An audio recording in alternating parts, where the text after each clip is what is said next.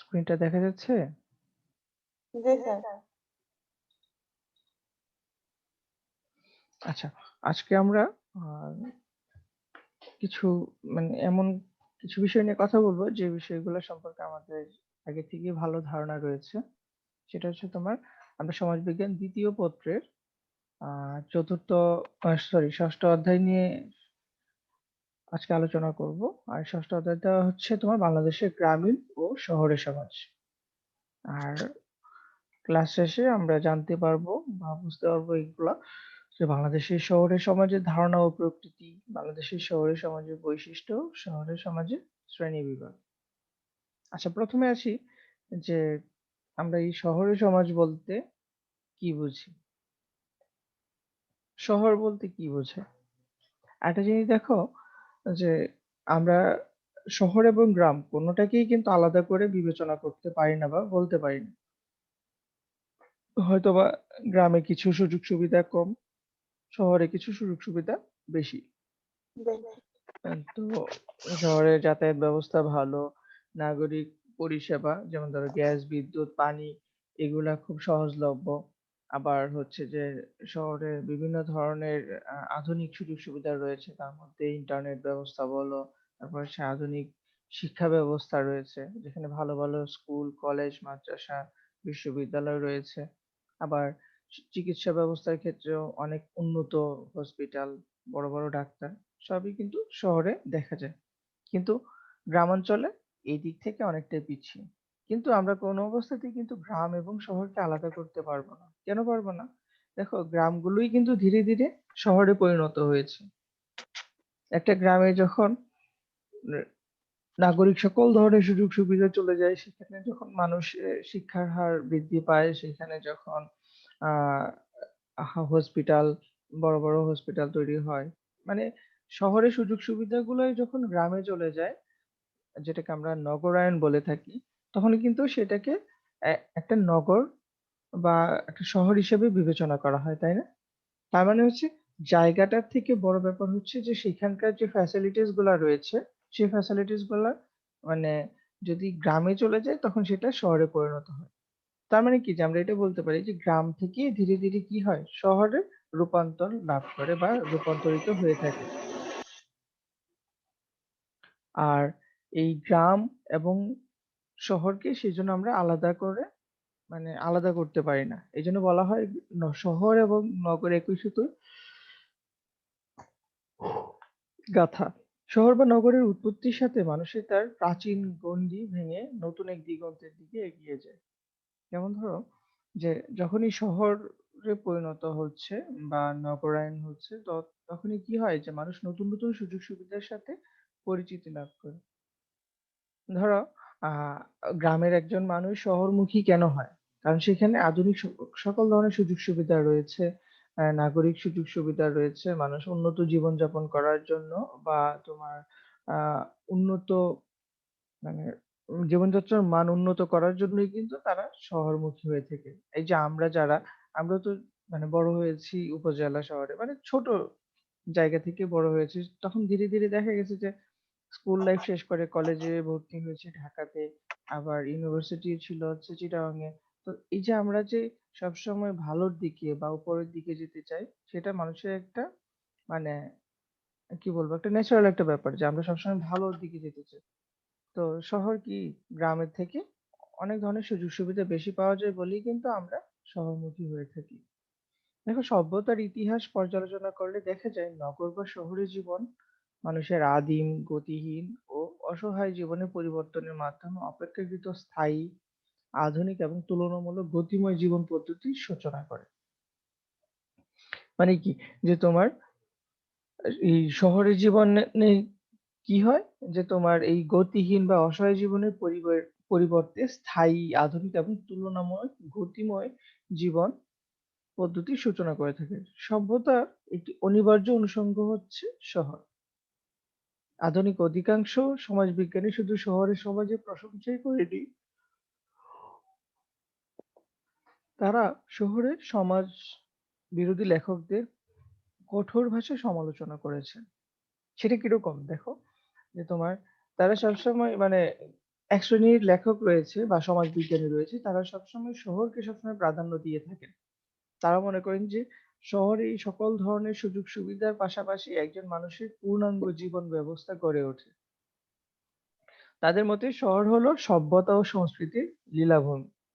আসলে কিন্তু তাই। দেখো, আমরা আ একটা শহরে যখন যাই বা একটা নগরে যখন যাই, যেমন ধরো তুমি ঢাকাতে রয়েছো। তো ঢাকাতে থাকার ফলে তুমি বিভিন্ন ধরনের সুযোগ সুবিধা লাভ করছো। যে সুযোগ সুবিধাগুলো তোমার জীবনের বা তোমার বেড়ে ওঠার জন্য খুবই গুরুত্বপূর্ণ। কিন্তু তুমি যদি গ্রামে থাকতে দেখা যেত যে তুমি সেই সুযোগ সুবিধাগুলো পেতে না। আবার যেগুলার ফলে দেখা যেত যে তুমি অন্যদের থেকে অনেকটাই পিছিয়ে থাকতে। সো এইজন্যই তারা অনেক সমাজবিজ্ঞানী রয়েছেন যে যারা এই সংস্কৃতি এবং সভ্যতার লীলাভূমি হিসেবে শহরকে বিবেচনা করে। শুধু তাই নয়, শহরের প্রভাবেই মানুষ আজকাল মুক্ত ও সুখ স্বাচ্ছন্দ্যের পরিবেশে জীবনযাপন করতে পারছে। আসলেই তাই যে আমরা শহরে বসবাস করতে গিয়েই কিন্তু আধুনিক যে জীবন ব্যবস্থা রয়েছে বা একজন মানুষের জীবনে কত ধরনের সুযোগ সুবিধা থাকে সেগুলো সম্পর্কে কিন্তু আমরা পরিচিতি লাভ করে থাকি এই শহরে থাকতে গিয়ে। তো এতটুকু কি তুমি বুঝতে পেরেছো? জি স্যার। তো আচ্ছা, তাহলে আমরা পরের এতে যাই। আরে যে দেখো যে আমরা শহরের সংজ্ঞা যদি দিতে চাই, ধরো আমরা এই যে এই ছবিটার সাথে কি তুমি পরিচিত? হ্যাঁ। আচ্ছা, পরিচিত। দেখো, এই ছবিটা থেকে কিন্তু অনেকগুলা বৈশিষ্ট্য চলে আসতেছে। একটু বলো তো শহর বলতে কি বোঝায়? বা শহরের যদি সংজ্ঞা দিতে বলি বা আমি যদি এই ছবিটা থেকে মানে বলি তোমাকে যে এই ছবিটা দেখে তুমি বলো যে শহর বলতে কি বোঝায়? তাহলে বলতে পারবে?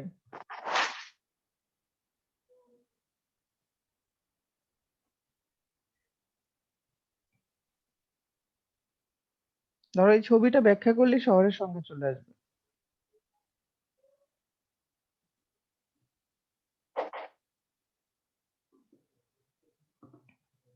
হুম?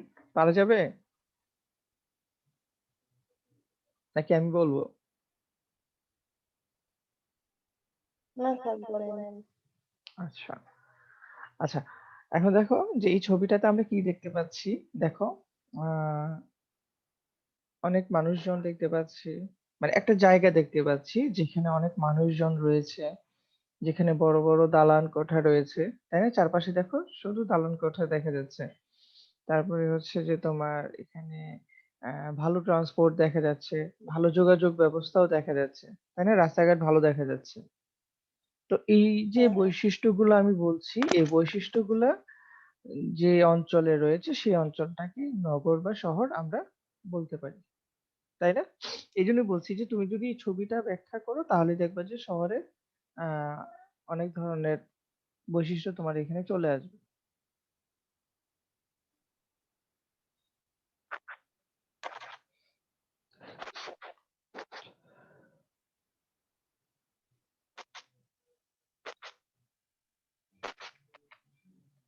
আচ্ছা, এখন আমরা আ বইয়ের সংজ্ঞায় চলে যাই। শহর বলতে এমন একটি সীমিত এলাকাকে বোঝায় যেখানে উল্লেখযোগ্য জনগোষ্ঠী স্থায়ীভাবে বসবাস করে এবং কৃষিকাজ ব্যতীত অন্যান্য পেশার মাধ্যমে জীবিকা নির্বাহ করে থাকে। তাই না?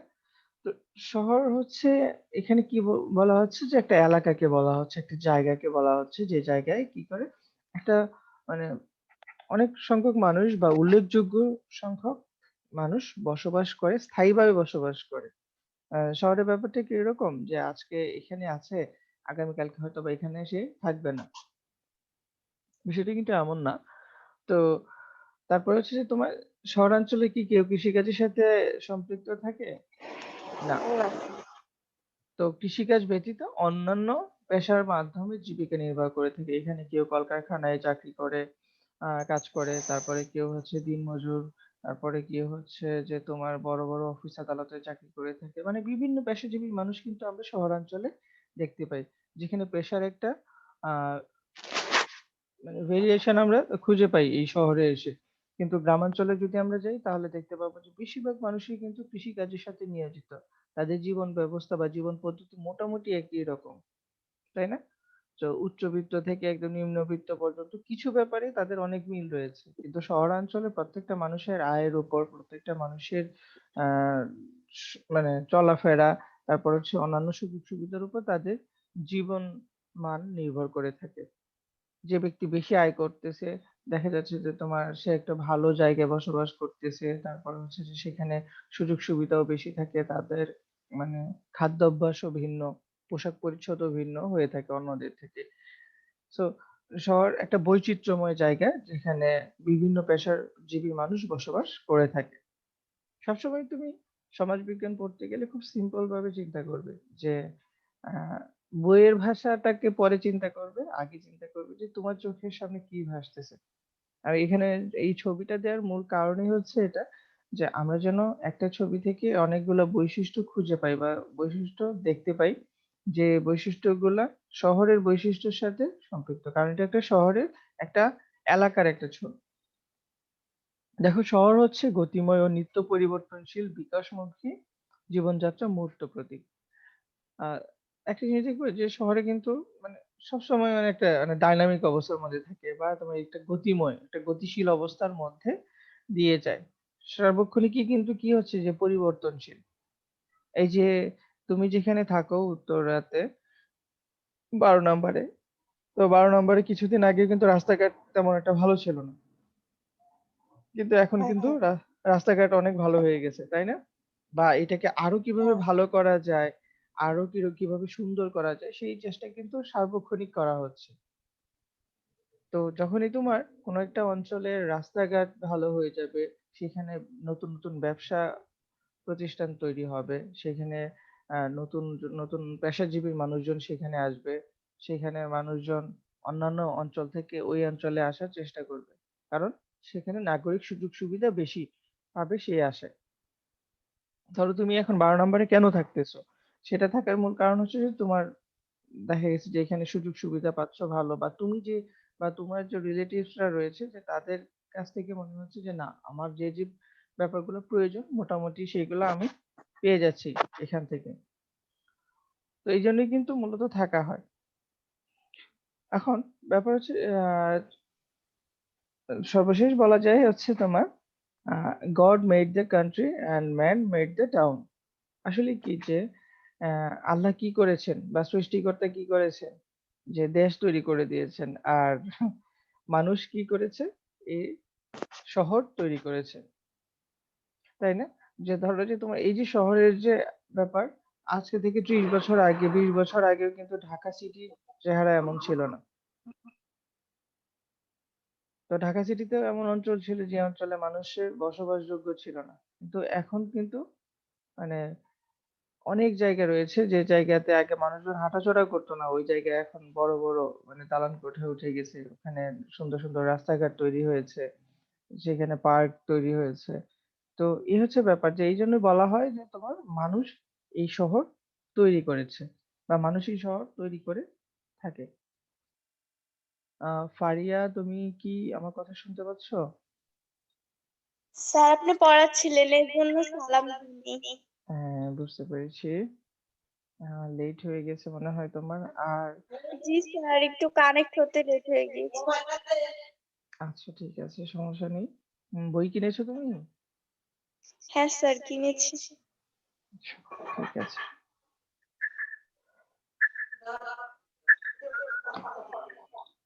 আচ্ছা এই শহরের যে সংজ্ঞা প্রদান করলাম বা শহরের সম্পর্কে ধারণা দিলাম, এটা থেকে কি তোমাদের প্রশ্ন আছে?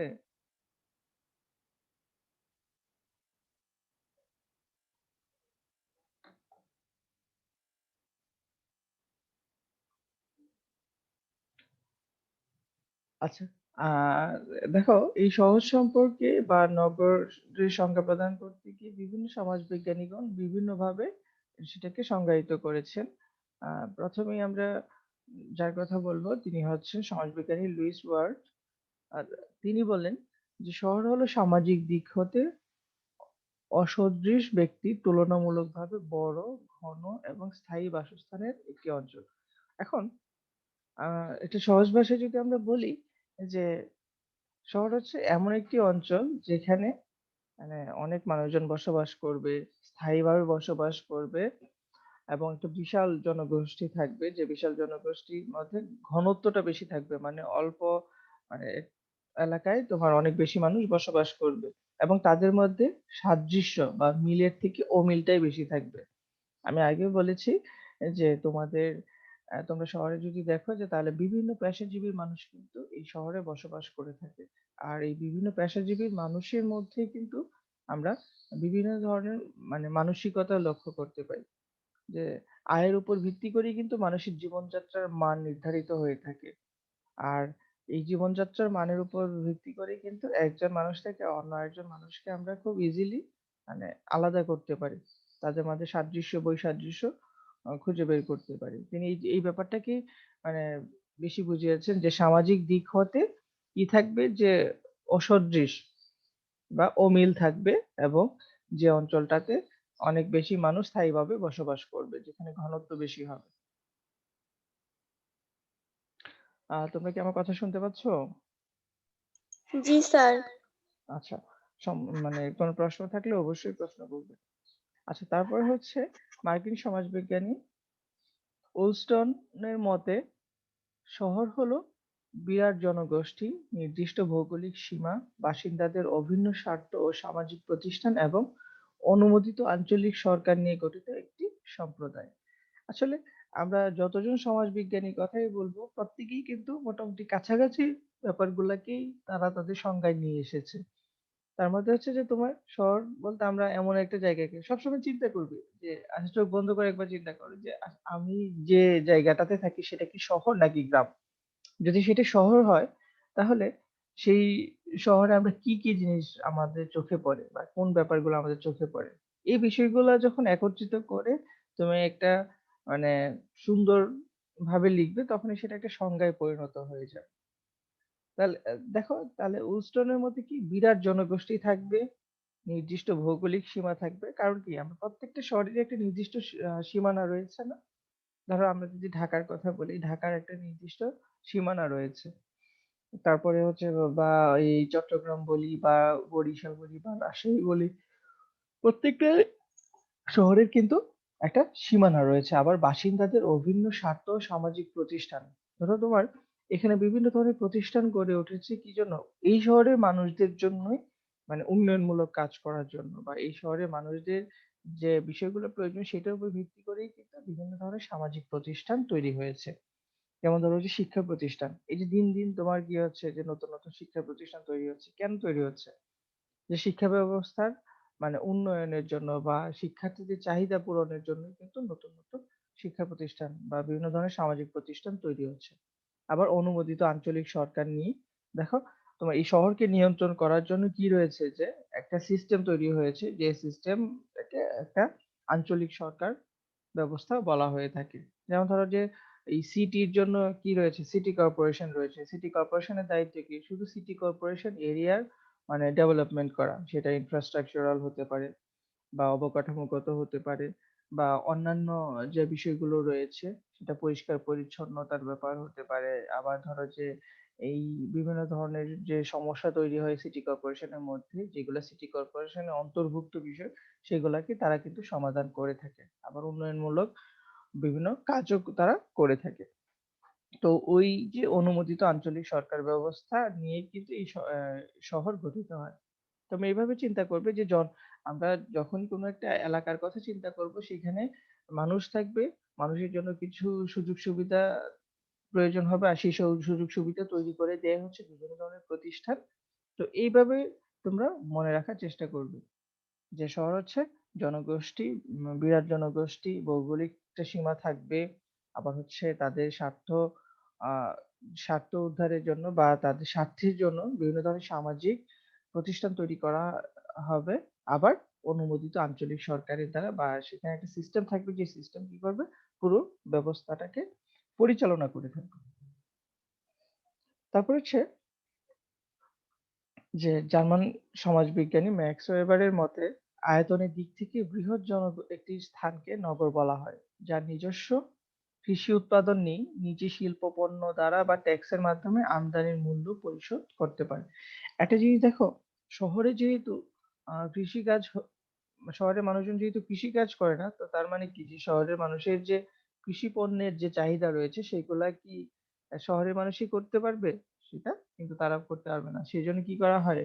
গ্রাম থেকে কৃষি পণ্যগুলো শহরে নিয়ে আসা হয় এবং সেই কৃষি পণ্য ক্রয়ের জন্য তারা একটা নির্দিষ্ট পরিমাণ অর্থ ব্যয় করে থাকে। যেহেতু কৃষিকাজ নেই, এখানে কৃষি পণ্য উৎপাদনও হয় না।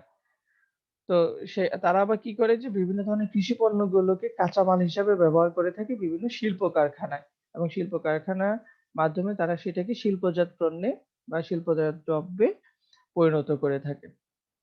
দেখো, তিনি নিম্নলিখিত বৈশিষ্ট্যসমূহের ভিত্তিতে শহরকে সংজ্ঞায়িত করেছেন। আমরা দেখি, প্রথম হচ্ছে শহর অপেক্ষাকৃত কাছাকাছি বা বসবাসের স্থান। আমরা কি জানি যে শহরে জনসংখ্যার ঘনত্ব থাকে বেশি, তাই না?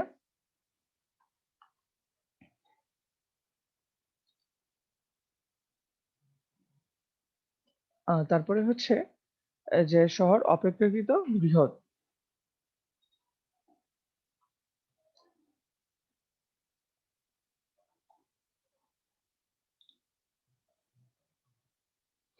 যেটা হচ্ছে শহরের মধ্যে বাজার বিদ্যমান থাকবে, আবার শহরে আংশিক রাজনৈতিক স্বায়ত্তশাসন বিদ্যমান। আর একটা জিনিস দেখো যে তিনি তার সংজ্ঞার মধ্যেই বলো বা সংজ্ঞা ছাড়াই বলো বা তিনি এই ৪ টা বৈশিষ্ট্যের উপর ভিত্তি করেই কিন্তু শহরকে সংজ্ঞায়িত করেছেন। কিরকম? যে যেখানে কাছাকাছি বসবাসের স্থান রয়েছে, শহর অপেক্ষাকৃত বৃহৎ, শহরের মধ্যে বাজার বিদ্যমান। আমরা কি দেখতে পাই? শহরের প্রত্যেকটা অঞ্চলেই কিন্তু মানে বাজার রয়েছে বা খুব কাছাকাছি কিন্তু মানুষজন বসবাস করে থাকে। আবার শহরের আয়তন অনেক সময় বৃহৎ হয়ে থাকে, আবার এখানে অনেক মানুষ বসবাস করে থাকে। আবার শহরে আংশিক রাজনৈতিক স্বায়ত্তশাসনও বিদ্যমান। এই যে যেটা বলা হচ্ছে যে সিটি কর্পোরেশন বা পৌরসভা তৈরি করা হয়, যে যাদের কাজ হচ্ছে সেই নির্দিষ্ট অঞ্চলটাকে নিয়ন্ত্রণ করা। তাদের মতো করে তারা কিন্তু সেটাকে নিয়ন্ত্রণ করে থাকে বা সেই অঞ্চলের উন্নয়নের জন্য কিন্তু বিভিন্ন ধরনের উন্নয়নমূলক কর্মকাণ্ড পরিচালনা করে থাকে। আচ্ছা, এখানে তোমাদের কোনো প্রশ্ন আছে? না স্যার। সবারই ঘুম, ঘুম চোখ। লিজা, তুমি কি আছো? শুনতে পাচ্ছ? জি স্যার। আচ্ছা। আমাদের ক্লাস টাইম আছে আর ৩ মিনিট। তোমাদের তো এরপরে আবার ক্লাস আছে, তাই না?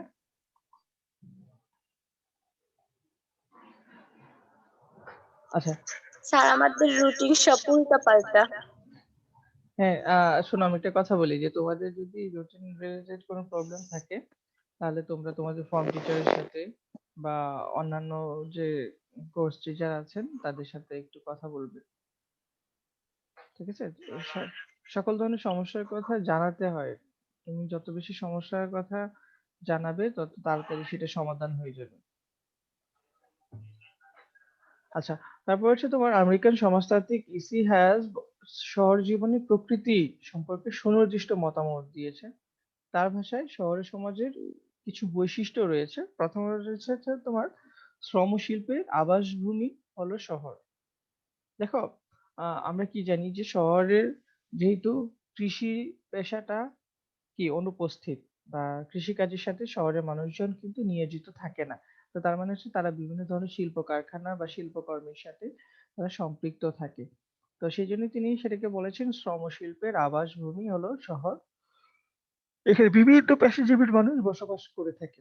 পেশার মধ্যে একটা বৈচিত্র্য আমরা শহরে দেখতে পাই। শহর জীবন গৃহস্থালির পরিপন্থী। তারপরে হচ্ছে শহর সমাজে কৌশলী প্রভাব বেশি। আর এই দেখো যে আমরা কিন্তু যে এই আধুনিক যে স্থাপত্য শৈলী সেটা কিন্তু আমরা কোথায় দেখতে পাই? শহরাঞ্চলেই কিন্তু দেখতে পাই। বা তোমার এই গ্রামাঞ্চলের পেশার থেকে কিন্তু ঠিক ভিন্ন একটা চিত্র আমরা শহরাঞ্চলে এসে সেটাকে খুঁজে পাই। আবার শহরবাসীরা প্রতি মুহূর্তে পরিবর্তনের স্রোতের ভেতর জীবনযাপন করে থাকে। দেখো, শহরাঞ্চলের প্রত্যেকটা ব্যাপারেই যেহেতু মানে একটা গতিশীল অবস্থার মধ্যে থাকে। আর গতির সাথে, সাথে কি হয়? অবস্থার পরিবর্তন হয়ে থাকে। তো শহরবাসীরা সেইজন্য দেখা যায় যে তোমার মানে একটা পরিবর্তনের মধ্যে বা পরিবর্তনের স্রোতের মধ্যে থাকে। যে আজকে উত্তরাতে তোমরা যারা বসবাস করো, ২ বছর পরে ১ বছর পরে এসে এই উত্তরা কি সেম এরকমই থাকবে? নিশ্চয়ই না। এখানে অনেক ধরনের পরিবর্তন আসবে। যেটা অবশ্যই ভালোর জন্য। এলাকার বা এই অঞ্চলের উন্নয়নের জন্যই কিন্তু দেখা যাবে সেই পরিবর্তনটা আমাদের গ্রহণ করতে হবে বা সেই পরিবর্তনের সাথে বা সেই স্রোতেই কিন্তু আমরা ভেসে যাবো। তারপর হচ্ছে শহরের মানুষের জীবন বিরাট বৈপরীত্যে পরিপূর্ণ। আমরা কি দেখি যে যখন যেখানে পরিবর্তন বেশি সেখানে কিন্তু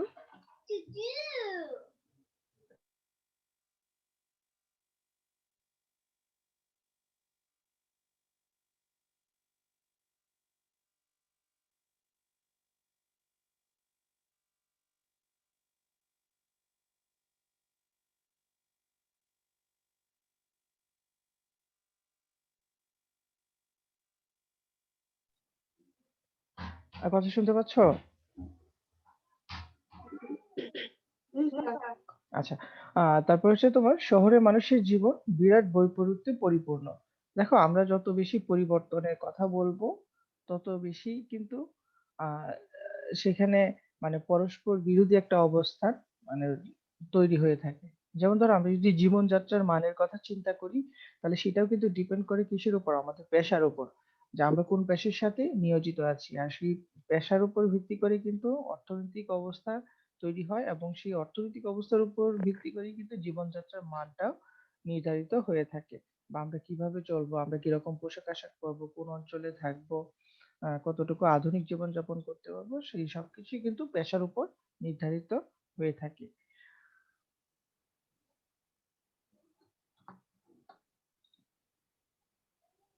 দেখা যাচ্ছে বিচিত্র মানবগোষ্ঠীর সমাবেশস্থল হচ্ছে শহর। আমরা কি জানি যে শহর হচ্ছে এমন একটা জায়গা যেখানে বিভিন্ন অঞ্চলের মানুষজন সেখানে বসবাস করে থাকে। আমরা যদি শুধু ঢাকা শহরের কথাই বলি, এমন কোনো অঞ্চল নাই বাংলাদেশের এমন কোনো জায়গা নাই যে যেখানে মানুষ ঢাকা শহরে নাই। তো তার মানে কি যে তোমার এখানে বিভিন্ন ধরনের বিভিন্ন ক্যাটেগরির মানুষজন কিন্তু বসবাস করে থাকে এই শহরে। তারপর হচ্ছে শহরে সবাই নাম গোত্রহীন। তাই না? দেখো এটা কেন বলা হচ্ছে যে এখানে কিন্তু সবাই কোনো না কোনো জায়গা থেকে এসেছে। একদম মানে শহর সৃষ্টির শুরু থেকেই যে এখানে মানুষজন ওই মানুষগুলো এখানে বসবাস করে ব্যাপারটা এরকম না। এই যে আমরা যারা রয়েছি যে দেখা গেছে যে আমরা ১৫ বছর ২০ বছর আগে ঢাকায় এসেছি। তো এখানে বসবাস করতেছি। কিন্তু গ্রামাঞ্চলে দেখা যাবে যে না আমাদের আদিপুরুষরাও কিন্তু এখানে বসবাস করে গিয়েছে। যে আমার দাদা বলি বা তার বাবা বা তার দাদা বা এইভাবে কিন্তু অনেক মানে অনেকগুলা জেনারেশন ওই অঞ্চলটাতেই বসবাস করে গেছে। কিন্তু শহরাঞ্চলে দেখা যায় যে সেটা ভিন্ন। যে শহরে মানুষ মানে কি হয় যে তার নিজের প্রয়োজনের তাগিদে তারা কিন্তু শহরে এসে থাকে এবং এইজন্য বলা হয় যে শহরের মানুষ কিন্তু সবাই হচ্ছে তোমার নাম গোত্রহীন। তারপর হচ্ছে তোমার শহরের মানুষের দৈনন্দিন জীবন সামগ্রিক অর্থনীতির উপর নির্ভরশীল হয়ে পড়ে। আচ্ছা, আজকে আমরা একটা কাজ করি যে আর সামনের দিকে না যাই। তোমাদের যেহেতু আরো ক্লাস আছে, ক্লাস টাইমও শেষ। Zoom এ তো একটু প্রবলেম আছে যে ৪০ মিনিট পরে অটোমেটিকই তোমার বন্ধ হয়ে যায়। তোমরা একটা কাজ করবে যে